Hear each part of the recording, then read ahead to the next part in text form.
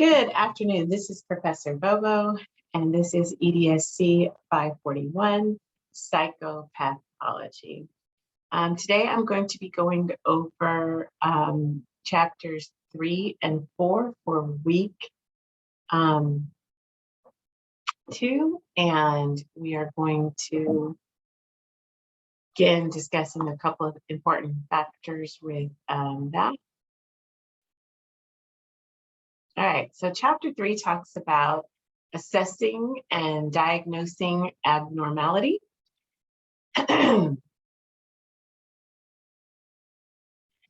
right, so when we talk about assessment is the process of gathering information about people's symptoms and the causes of these symptoms, and diagnosis is a labeling is a label we attach to the symptoms that tend to concur. As school counselors, this is not our area. We do very little diagnosing. However, our assessments, we use a variety of tools for assessments. And so we do come to conclusions based on the information and the practice that we have with the different assessment tools that are out there. Personality assessment tools, interviewing, etc. So this chapter talked a lot about validity and reliability of assessment tools indicate their quality, and validity occurs is the accuracy of the test in assessing what it's supposed to assess. And there's 5 types of validity. There's the face validity, where the test measures what it's supposed to measure. There is content validity. The test assesses all aspects of a phenomenon. There's concurrent validity. The test yields the same results as other measures of behaviors, thoughts, or feelings. There's predictability validity. The test predicts the behavior it is supposed to measure. And then there's construct validity. The test measures what it's supposed to measure and not something else. Reliability is the consistency of the test. And so we'll hear these words, validity and reliability, when we go to IEPs and 504s, when our school psychologists do additional types of assessment. Also, when we have outside help on our campuses, such as mental health services, when they're diagnosing different students with different disorders, so that we can better help them on the campus. So we ask what type of assessment was done, the reliability and the validity of the assessment. As you know, culture and race plays an important role in the choice of some of these tests. And as you're well aware, it is illegal for us to assess African-American students with intelligence tests, okay? So there are types of reliability. It includes the test-retest reliability. So that basically says, if I, as a school counselor, administer this test, and then another school counselor administers this test, that we'll get the same results. We shouldn't get results that are so far away from what we have assessed with that one individual, because then something went wrong. The alternate form reliability, internal reliability, and inter-rater reliability. And then the standardization of the implementation and interpretation of an assessment tool can increase both validity and reliability. So we only want to be using these types of tests. When we start to talk about mental status exams, the clinician assesses the individual's appearance and behavior, thought process, mood and effects, intellectual functioning, and orientation. To assess emotional and behavioral functioning, clinicians use structured clinical interviews, symptom questionnaires, personality inventories, behavioral observations, and self-monitoring tools. So these are some of the things that we also use. We usually mostly use it with grief, suicide, things like that. Neuropsychological tests. These are paper and pencil neural psychological tests that can assess specific cognitive deficits that may be related to brain damage in patients. Intelligent tests provide a more general measure of verbal. So again, because intelligent tests are illegal in the state of California for African-American students, psychologists will use different types of assessments that get close to measuring intelligence, but does not measure intelligence specifically. Okay, brain imaging. Now, some of the problems that we have with, as a school psychologist, as a school counselor, as a clinical counselor, is that we use those other types of tests, as I discussed with you, and to help us diagnose different things in the DSM. Not necessarily us as school counselors, but clinical counselors and psychologists.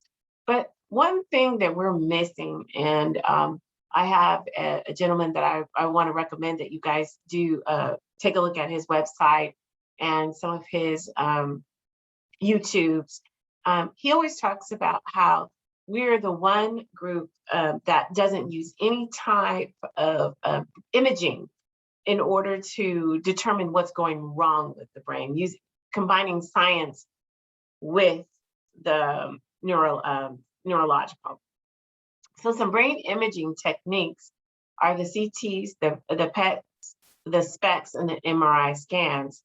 And they're currently being used primarily for research purposes, but in the future, they may contribute to the diagnosing and assessment of psychological disorders. So I have this website, Dr. Amen, he talks a lot about that, about how insurance companies won't allow us to do brain imaging.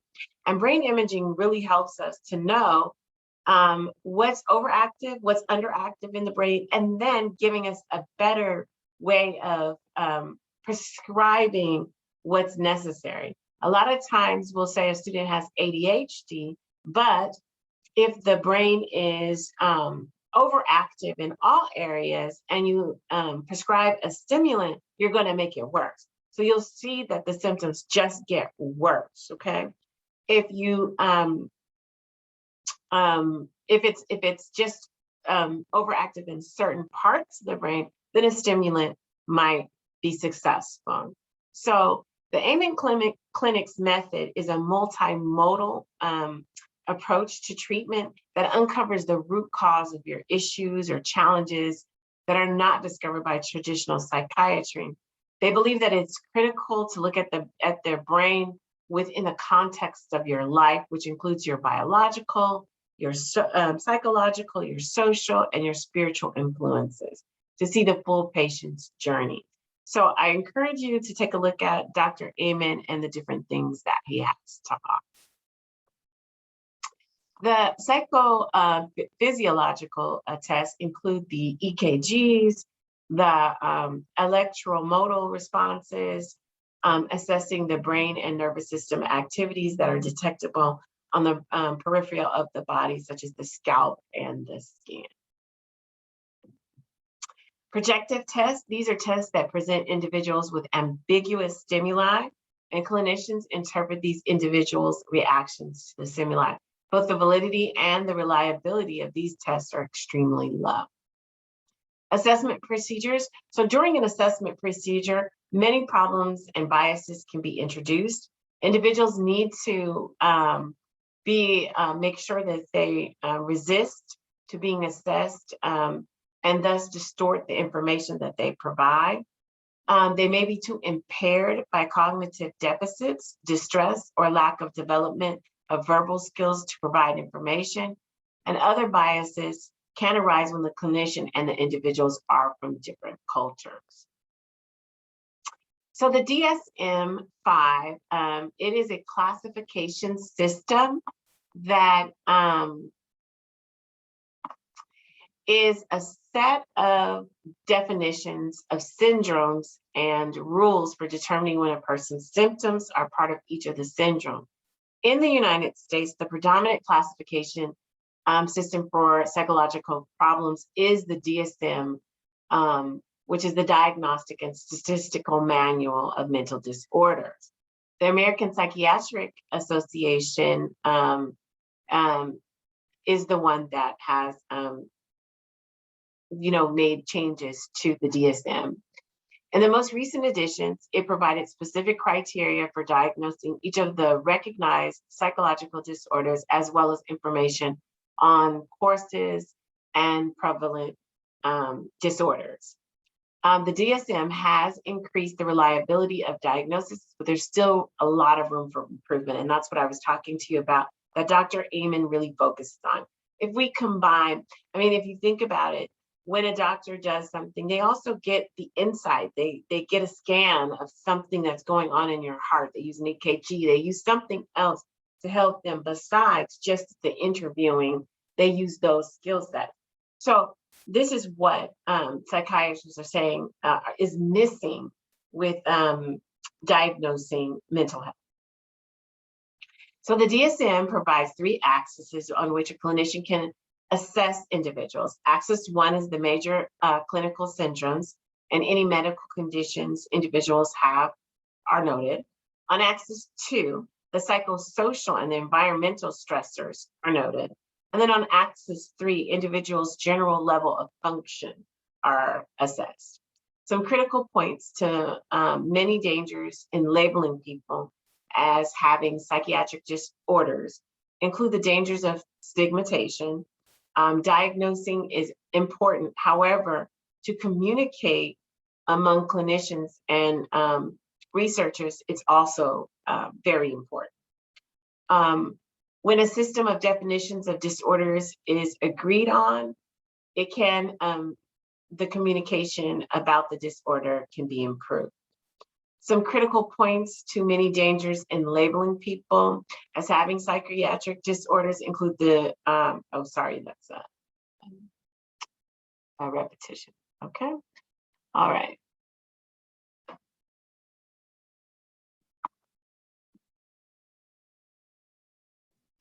Okay, so let's move into chapter 4. Chapter 4 is all about research, and we're familiar with this. So I wanted to talk a little bit about, some of the main things that we, focus on in chapter 4 with research. Okay, we always have to have a hypothesis. It is a testable statement which we can predict what will happen in a study. There's the dependent variable. It is the factor the study aims to predict.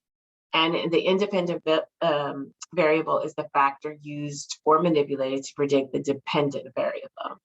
A sample is a group taken from a population of interest to participate in a study. And then the sample for the study must be a representation of the population of interest. And the research must be generalizable to the population of interest. Control groups. Control groups consist of people who are similar in most ways to primary groups of interest, but who do not experience the variable the theory hypothesizes causes change in the dependent variable. So matching the control group to the group of primary interest can help control third variables, which are variables unrelated to the theory that still may have some effect on the dependent variable. Okay, when you're doing a case study, you need to make sure that the basic rights of the participants in the study include being told the risk of the participation, having their information kept confidential, having the right to refuse participation or withdraw from the study, given informed consent, not being exposed to deception unless it is well justified, and being debriefed following the study. Case studies of individuals provide detailed information about their subjects. They are helpful in generating new ideas and in studying rare problems, and they suffer from problems in generalizability and in the subjectivity of both the person being studied and the person conducting the study. So the results, okay, so we have correlation studies that examine relationships between two variables without manipulating the variable. A correlation coefficient is an index of the relationship between those two variables. It can range from a -1 to a +1. The magnitude of the correlation indicates how strong the relationship between the variable is. There is a positive correlation. It indicates that as values of one variable increases, values of the other variable increases. A negative correlation indicates that as values of one variable increases, values of other variables decrease. Results is said to be statistically significant if it is unlikely to have happened by chance. The convention in psychological research is to accept results for which there is a probability of less than 5 in 100 that they happen by chance.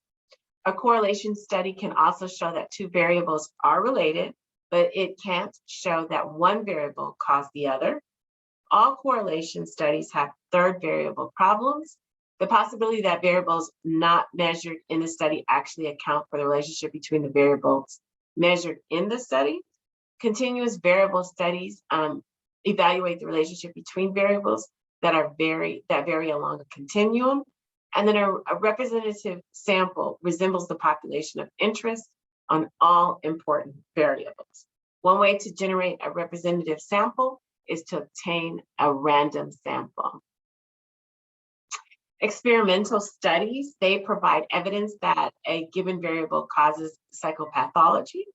A human laboratory study has the goal of inducing the condition that we hypothesize, and it will lead to our outcome of interest. An example is that increased stress to cause depression in people in a controlled setting. Participants are randomly assigned to either the experimental group, which receives a manipulation, or a control group, which does not. And generalized experimental studies to real-world phenomena sometimes is not possible. In addition, manipulating people who are in distress in an experimental study can relate to ethical problems. So therapy outcomes study allow researchers to test a hypothesis about the causes of psychopathology while providing the services to participants. In therapy outcomes study, researchers sometimes use wait lists and control groups in which control participants wait to receive the intervention until after the studies are completed. Alternative research may try to construct a placebo control group in which participants receive the general support of therapists, but none of the elements of the therapy thought to be active. Both types of control groups have practical and ethical limitations. Difficulty issues associated with therapy outcome studies include problems in knowing what elements of therapy were effective, questions about the appropriate control groups to use, questions about whether to allow modifications of therapy to fit individual participants' needs, and the lack of generalizability of the results of the studies to real world. Single case experimental designs involve the intense investigation of single individuals or small groups of individuals before and after manipulation or intervention. In an ABA or a reversal design, an intervention is introduced, withdrawn, and then reinstated, and the behavior of the participant on and off the treatment is examined. In a multiple baseline design, an individual is given a treatment in different settings, or multiple individuals are given a treatment at different times across different settings, and the effects of the treatment are systematically observed. So we do single case experimental designs all the time with our students. Basically, we get, an intervention is introduced, then it's withdrawn, and then it's reinstated, and then the behavior of the participant on and off the treatment is examined. So we see which intervention is most effective. We see this in an academic realm, we see this in a behavioral realm. All right, genetic studies. These include a variety of research methods. Family history studies determine whether biological relatives of someone with a disorder are more likely to have it than other people not related to someone with this disorder. Adoption studies determine whether the biological family members of adoptees with a disorder are more likely to have the disorder than are the adopted family members. Twin studies determine whether the monozygotic twin are more alike in the presence of or absence of a disorder that are a dizygotic twins. Molecular genetic or association studies look for specific genes associated with a disorder. Linkage analysis investigates the relationship between a biological characteristic for which genes are not known and psychological disorders for which they are not known. So applying all these various applications to cultures. Cross-cultural research poses challenges. Theories and concepts that make sense in one culture may not be applicable to other cultures. So we need to remember this. Questionnaires and other assessment tools must be translated accurately. Also, cultures can affect how people respond to social demands of research.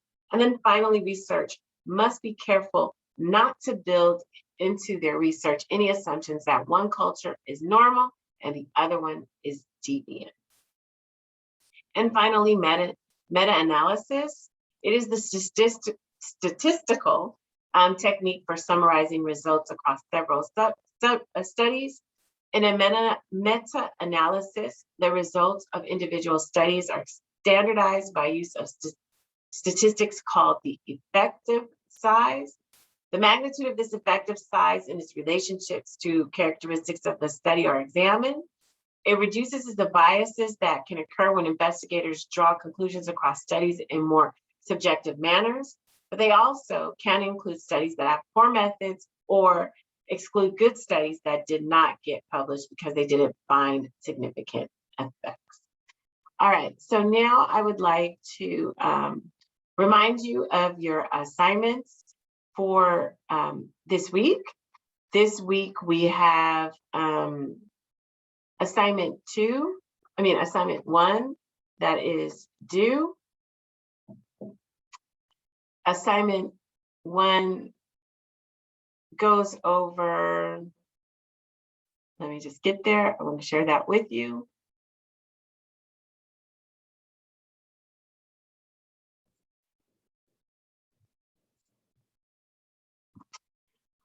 All right, so you are able to see assignment 1.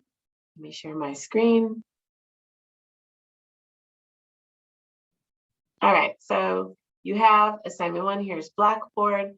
You go to week 2 and assignment 1, you can find it down here. It's contemporary mental health laws. And then you also have your discussion board that is due this week. Remember your contemporary health laws. If you have any questions about it, here you can go back to the welcome video that goes over the details of it. Be sure to include all of the information on the rubric, as that is how I will grade you.